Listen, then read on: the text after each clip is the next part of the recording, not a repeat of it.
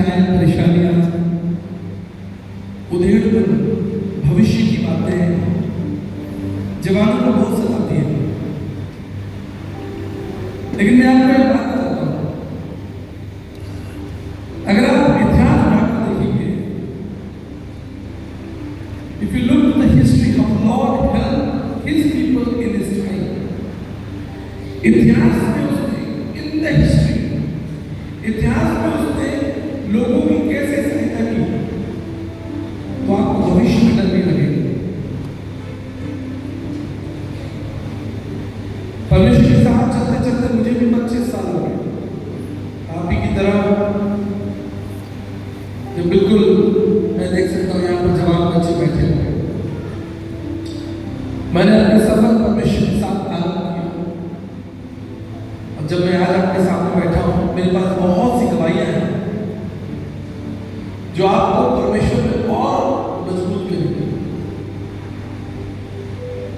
और मैं आपको बताऊंगा आप कैसे उस परमेश्वर की आवाज को सुन सकते हैं और कैसे अपने जीवन में सार्थक कर सकते हैं और वहां पहुंच सकते हैं जहां के लिए परमेश्वर ने आपको बनाया है। मेरे साथ आपको वचन निकालते रहेंगे। जॉन 17:4 उसका 17:4, और ये father I have brought the glory to you by finishing the work you give me. पिता, मैंने तेरा कार्य पूरा करके तेरी महिमा की। तो आप में से कितने लोग परमेश्वर को महिमा देना चाहते हैं? हाथ उठाइए। कितने लोग अपने जीवन से परमेश्वर को महिमा देना चाहते हैं? तो कैसे परमेश्वर को महिमा देंगे? यीशु मसीह ने कहा कि father I have brought the glory to you, मैंने तेरा कार्य पूरा करके तुझे महिमा दी।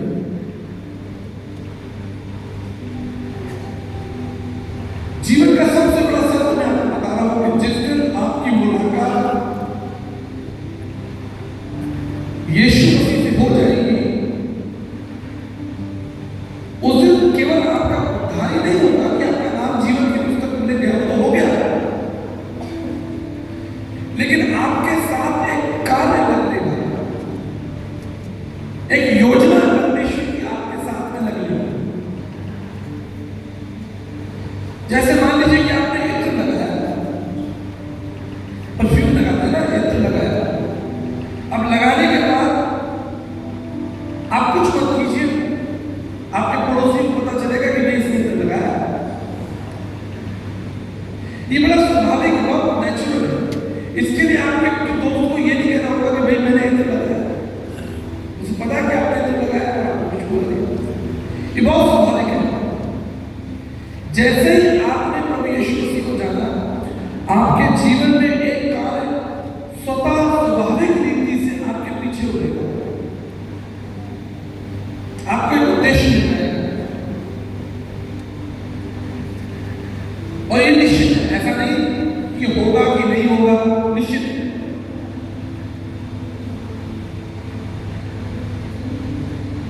22 अक्टूबर 2005 को प्रभु ने मुझे दर्शन दिया। उस समय मैं जॉब करता था और भविष्य के लिए बड़ी इच्छा थी कि भाई भविष्य में पैसा कमाना है, अच्छा घर बनाना है, अच्छी गाड़ी खरीदनी है, विवाह बच्चे होंगे, शादी होगी, ऐसा करेंगे, गाड़ी होगी, बंगला होगा। लेकिन 22 अक्टूबर 2005 को प्रभु ने कहा, मेरे पीछे हो रहे, मैं तुझे दूर दूर जातियों और भाषाओं के बीच में भेजूंगा। मेरे जीवन में बड़ा संकट हो गया, मैं बोला नहीं, मैं तो इधर जाना चाहता हूं, परमेश्वर मुझे इधर भेज रहा है। यूनान नदी की ऐसी हालत हो गई, परमेश्वर बोल रहा है कि जाओ और वो दर्शन ला।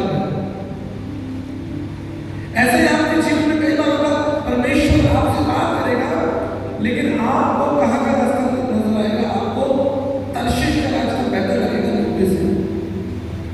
आप कहेंगे इधर शादी, इधर जीवन है, उधर छुटकारा है, उधर कोई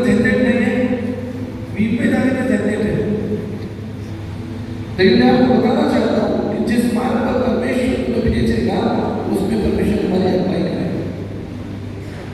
वचन संहिता 32:8 में लिखा है, जिस मार्ग में तुझे चलना होगा उसमें मैं तेरी अगुवाई करूंगा। ऐसा नहीं हो सकता कि परमेश्वर आपको जिस मार्ग पर भेजे उसमें आपकी अगुवाई नहीं करे, ऐसा नहीं हो सकता। ये मैं बड़े विश्वास से बड़े दावे से कह रहा हूं, क्योंकि जब 22 अक्टूबर 2005 को प्रभु ने मुझे बोला कि तुझे जाना है, और आज 2025 चल रहा है, इन वर्षों में मैंने परमेश्वर के प्रबंध को देखा है, परमेश्वर के कार्यों को देखा है, उसके उपायों को देखा है, उसके मार्गों को देखा है, और तमाम साधन जो आगे बढ़ने के लिए चाहिए वो देखा है।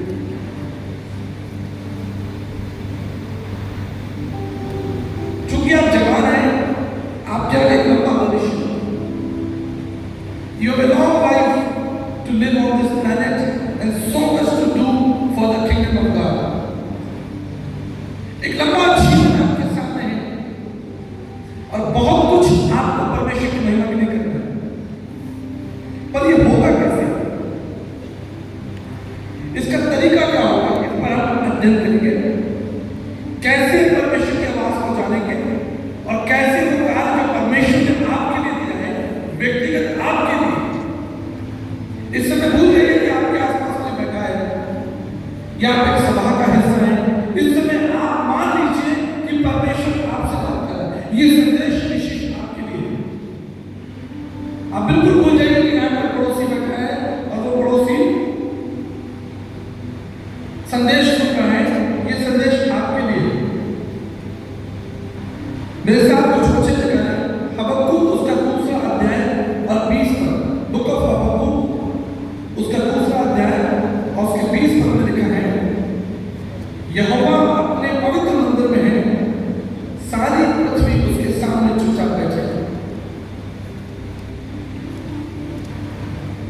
जब परमेश्वर के मंदिर में है और वो स्वयं करता है, तो हमें क्या करना है? हमें परमेश्वर को बोलने देना है और परमेश्वर को सुनना है, क्योंकि वक्ता परमेश्वर है। उस रात जब परमेश्वर ने मुझसे बात की, वो कोई बड़ी सभा नहीं थी,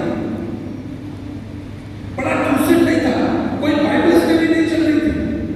मैं तो अपने बिस्तर पर बैठा था और परमेश्वर का उठ, मैं तुझे दूर दूर अन्य जातियों के पास भेजूंगा और राजाओं और हाकिमों के बीच में तू मेरा गवाह होगा। और मैं तुरंत घुटने पर आया, जैसा भी आप घुटने पर प्रार्थना कर रहे थे, और सवेरे होते होते मुझे प्रभु ने लगभग 3 बजे प्रभु ने मुझसे बात की, और सुबह 6 बजे तो मैंने निर्णय ले लिया कि मैं अपना जीवन का सारा भार परमेश्वर को दूंगा। अब मैं कोई जॉब, कोई बिजनेस, कोई काम नहीं करूंगा, मैं पूर्ण रूप से परमेश्वर को समर्पित हूं, क्योंकि परमेश्वर मुझसे बात की। क्यों? क्योंकि जब यहोवा बात करेंगे, जब परमेश्वर बात करेंगे, तो आपको सुनना है।